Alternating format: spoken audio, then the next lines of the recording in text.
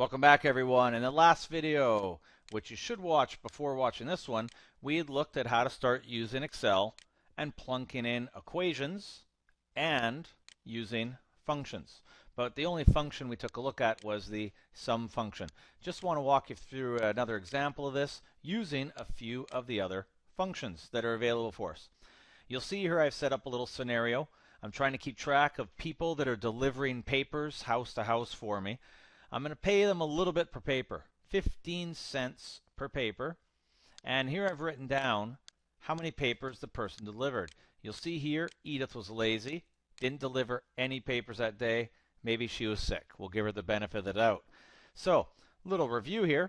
How much money did they earn? Well, this is a nice equation. Equals D13 times B13. Now I could have gone B13 times D13. It would have worked as well. That's good. I'm going to click here and drag this number down to do my fill. And I'll do the same thing with the equation here. Drag down. The equation is copied down, right? Adjusting for rows. So I have what everybody's made. Now, let's do some of these functions we told you about. Most papers delivered. Well, there's one function in Excel called max, and you just give it the range. And I'm looking here, I want to go from B13 to B18. And I hit enter, and max will find me the largest number, and yep, it's Gordon. Now you may be wondering, can I actually get it to print Gordon?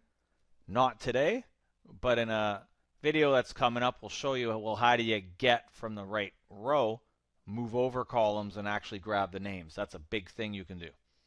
Okay, but not for now. Least paper delivered. Okay, if there's a max method, there's also an equals min method, and it's going to be the exact same range, B13 to B18. Remember, you can type those in too if you want. Average papers delivered. Well, of course, it's a mathy program. You can type average and take the average of all the papers delivered. And the number of people that worked. This is a special one. Sometimes it's useful, sometimes it isn't. Number of people, I want to count how many values are in this column. That's why I didn't put 0 here.